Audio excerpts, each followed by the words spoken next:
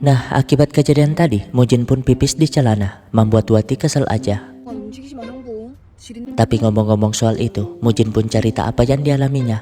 Kan mereka nggak bisa percaya. Namun, ya Mujin jelas terkejut, apalagi yang lain gak melihat pria di sampingnya. Jadinya ia pun dibawa ke rumah sakit, tapi gak ada yang aneh dengan otaknya.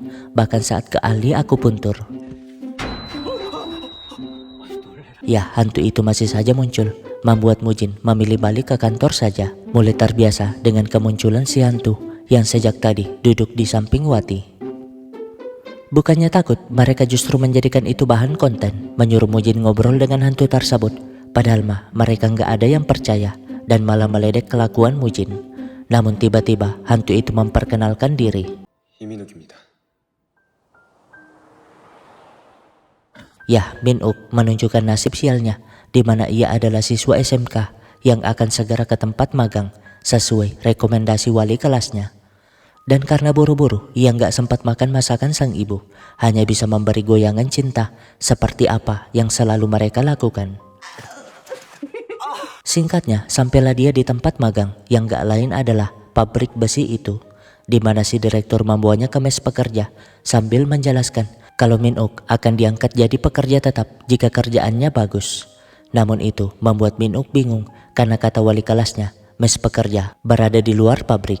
Tapi direktur alasan miskomunikasi meminta Min-uk gak mempermasalahkan itu, padahal kan kalau tidurnya dekat pabrik sama saja dengan kerja full time. Setelahnya, Min-uk pun dibawa ke pabrik yang gak jauh dari sana, di mana pekerja yang posisinya akan digantikan Min-uk ini menjelaskan sistem kerja mesin tersebut, termasuk penanganan jika ada trouble. 기름때가 많이 묻어가지고 그런데 들어가서 또 닦아주면 잘 굴러가. Masalahnya, manajer pabrik gak mengizinkan mematikan mesin itu dengan alasan menekan kerugian, padahal itu sangatlah berbahaya. Tapi namanya anak magang, Min-uk terima saja.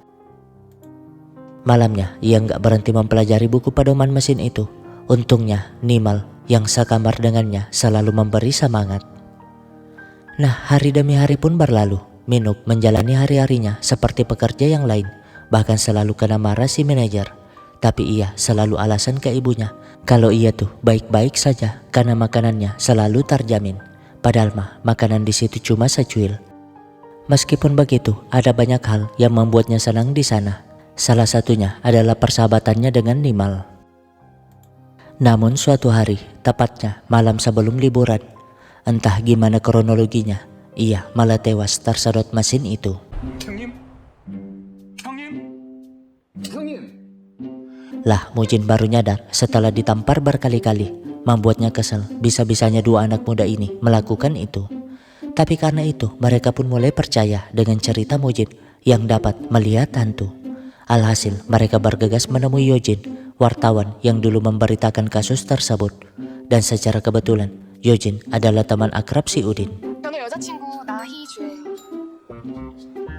Lah, Wati malah cemburu dong. Padahal mah Yojin gak peduli itu, menjelaskan kalau media dilarang masuk ke lingkungan pabrik, seolah-olah ada yang disembunyikan dari kasus tersebut yang ujung-ujungnya berakhir damai.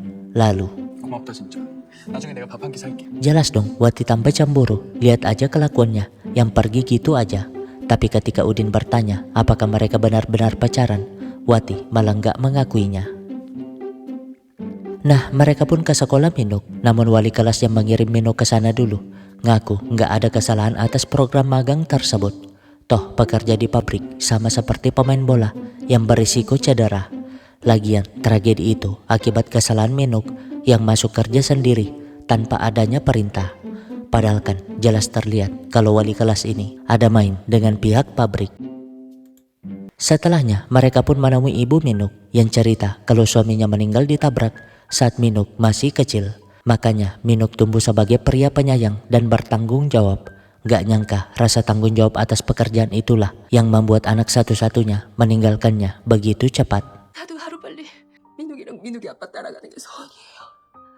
Tentu saja Min-uk yang ada di sana gak mau ibunya cepat meninggal, sehingga Mujin yang ngerti hanya bisa memberi semangat, berjanji akan menyelesaikan kasusnya secara adil.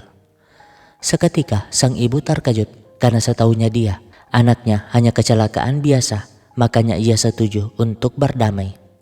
Awalnya ia menolak kerjasama, toh anaknya juga nggak akan kembali. Namun, 언젠가 민욱이 다시 만났을 때 해줄 말은 있으시겠죠. 네 덕분에 세상이 좀 바뀌었다고. ya Udin pintar juga merangkai kata dan itu membuat semuanya luluh, termasuk sang ibu. Alhasil, sang ibu pun memberikan buku catatan Minuk saat di pabrik dulu, sehingga mereka pun tahu tentang persahabatan Nimal dan Minuk. Tapi masalahnya sekarang, mereka harus menyusup ke pabrik dan satu-satunya orang yang bisa melakukannya hanyalah si Udin, yang saat itu nggak masuk ke pabrik karena lagi berak. Dengan begitu, Udin pun nyamar jadi pelamar kerja, lengkap dengan ponsel yang sejak tadi merekam, dan tentunya direktur langsung menerima. Toh Udin dalam masa percobaan yang gak perlu dibayar, tapi manajer pabrik memperlakukan Udin seperti pekerja lainnya.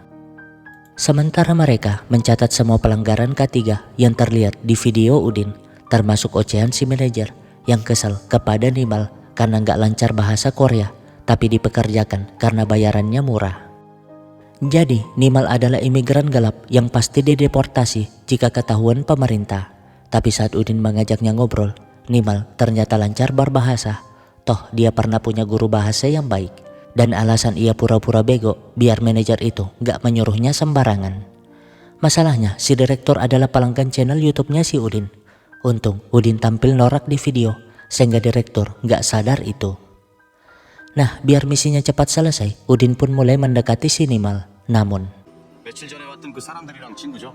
ya Nimal tahu kalau Udin merekam pakai ponsel itu, sehingga Udin pun jujur bahwa ia mencari tahu kebenaran dari kematian Minuk. Seketika Nimal panik tapi ngaku nggak tahu apa-apa karena ia takut dideportasi. Nah, di jam istirahat pemilik pabrik datang, sementara Udin masih berusaha membujuk Nimal dengan menunjukkan bukunya si Minuk. Ya, itu buku harian Minuk di pabrik, lengkap dengan gambar dan kisah persahabatannya bersama Nimal, di mana Minuk selalu bermimpi untuk ke Sri Lanka bersama Nimal. Ya, Minuklah yang mengajarkan Nimal berbahasa Korea, membuat Nimal hampir saja menangis, tapi ia buru-buru balik kerja. Jadinya Udin pun mengikutinya, namun salah satu pekerja ternyata mengenalnya sebagai teman pengacara sebelumnya karena ia melihat Udin berak waktu itu. Alhasil Udin terpaksa kabur dari sana, apalagi si direktur memberi bonus jika ada pekerja yang menangkapnya. Untung Wati dengan cepat menjemputnya masuk, tapi saat ingin pergi, polisi malah datang. Ya, direktur jelas gak melepaskannya, menuduhnya sebagai penyusup, tapi tentu saja Wati membantah, ingin menunjukkan video di ponsel Udin sebagai bukti pelanggaran K3. Tapi sialnya, Udin ternyata lupa merekamnya, membuat posisi mereka terpojok. Karena itu, Mujin pun jujur bahwa dirinya ingin mengusut kasus kecelakaan yang menyebabkan Minuk meninggal. Tapi jelas saja pemiliknya langsung marah. Toh kecelakaan itu akibat salah bocah brengsek tersebut. Namun, ya Nimal gak tahan lagi dengan semua ketidakadilan itu, membongkar apa yang terjadi sebenarnya dengan video sebagai buktinya. Jadi malam itu, Minuk yang menganggap dirinya akan libur besok menyempatkan waktunya untuk mengajari Nimal berbahasa, dan Nimal merekamnya biar dapat mengulanginya. Tapi ya, mesin itu tiba-tiba macet dan si manajer menyuruh Minuk memperbaikinya. Padahal kan itu bukan jam kerja Minuk sebagai pekerja magang. Tapi namanya anak baru, ia nurut aja. Berujung dirinya tersedot mesin tersebut. Sebagai sahabat, Nimal tentu berusaha menolongnya. Begitupun pekerja yang lain, berbeda dengan manajer dan direktur yang sangat panik. Namun pemilik yang gak mau rugi malah memberi saran agar membiarkan Minuk meninggal saja di sana. Merekayasa agar Minuk tersedot mesin akibat kesalahannya yang kerja tanpa perintah.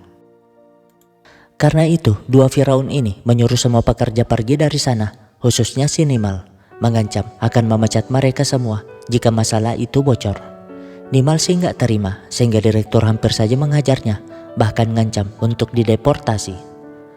Nah, merasa sudah aman, mereka pun duduk santai di sana, nggak sadar dengan Nimal yang ternyata kembali masuk untuk ngerekam. Hingga akhirnya Minuk pun meninggal kehabisan darah di mesin tersebut.